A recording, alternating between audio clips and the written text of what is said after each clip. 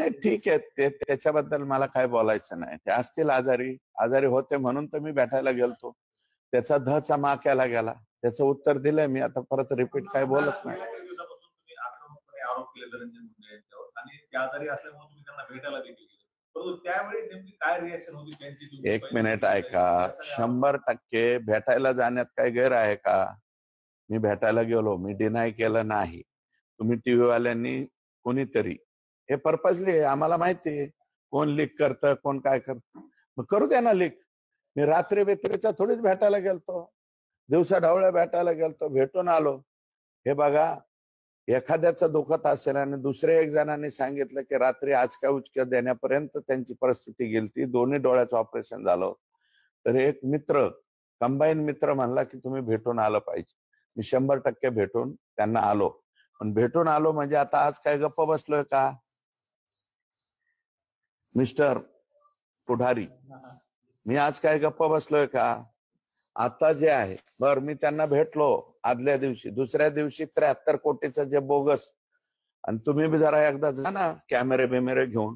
परळी मतदारसंघात रातचे दिवसा कामं चालू आहेत ना. आता जे 73 कोटीचे बोगस पैसे उचलले मी म्हणलो त्याचे कामं चालू आहेत, असे फोन येत आहेत परळी मतदारसंघात, बरं का, की कामं चालू झाली. काही लोक म्हणते जाऊ द्या बाबा, मागचे का व्हायना आता चालू झाली. आणि आत्ताचा जो रोष आणि रोख माझा आहे धनंजय मुंडे यांच्या बरोबर आहे, त्याच्यामुळं कोण काय बोलतं याला काय अर्थ उरतोय का, असं माझं मत आहे. हे बघा, बावनकुळे साहेब आमचे प्रदेशाध्यक्ष आहेत, त्यांनी त्याच्यावरती खुलासा दिलेला आहे. मी सुद्धा खुलासा दिलेला आहे. 20 ते 30 मिनिटाची बैठक झालेली. बोलता बोलता माणसाकडून एखादी चूक होऊ शकते. माणूस हा चुकीचा पुतळा आहे. बावनकुळे साहेब सुद्धा माणूस आहेत ना. बोलता बोलता त्यांनी अर्धा तास म्हणायचे 4.5 तास म्हणले. पण नंतर मी माझ्या प्रदेशाध्यक्षांचा आभार मानतो ना, त्यांनी 3-4 वेळा मला वाटतं त्याचा खुलासा दिलाय. मग आता त्याच्यावरती मला वाटतं परत रिपिटेशन जास्त होऊ नये, कारण ते राज्याचे प्रदेशाध्यक्ष आहे, त्यांना राईट आहे. त्या राईट प्रमाणे त्यांनी बोलवण्याचा, कारण सरकार महायुतीचं असल्यामुळे.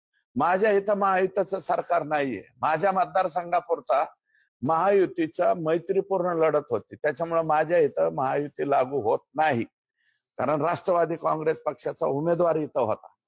आणि आमच्या प्रदेशाध्यक्षांनी अतिशय व्यवस्थित खुलासा केलेला आहे. त्याच्यामुळे त्यांच्यावरती सुद्धा आता मला वाटतं तिरपी नजर कोणी ठेवू नये, अशा प्रकारची माझी विनंती आहे. अजितदादांनीच त्यांच्या राजीनामाचा चेंडू आता धनंजय मुंडेंकडे टाकलेला, तुम्ही कसं बघताय आणि तुम्ही मागताय का? माझं म्हणणं आहे की ह्यांच्या राजीनाम्याचा संपूर्ण अधिकार हा अजितदादा पवार यांचाच आहे. अजितदादांनी त्या सांगितलं ना, स्वतः मी सुद्धा राजीनामा दिलेला आहे. मी पाहिलेला आहे अजितदादांनी राजीनामा. आम्ही जरी विरोधी पार्टीत असलो तरी अजितदादांनी राजीनामा दिलेला पाहिलेला आहे. ज्यावेळेस 71,000 कोटीचा त्यांच्यावरती जास्त भ्रष्टाचार व्हायला लागला, 71 कोटी, 71,000 कोटी, 71,000 कोटी, याचा भडीमार झाल्यावर त्यांनी राजीनामा दिला.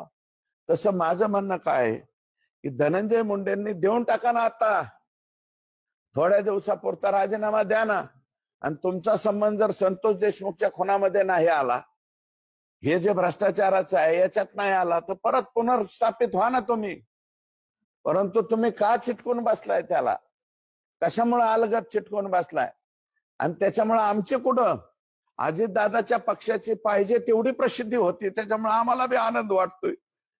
कशाला प्रसिद्धी कोणाची होते? याच्यात सर्वाधिक जास्त फायदा धनंजय मुंडे यांनी राजीनामा न दिल्याचा कोणाला होणार आहे? तर तो माननीय अजितदादा पवार यांच्या पक्षाला होणार, असं माझं मत.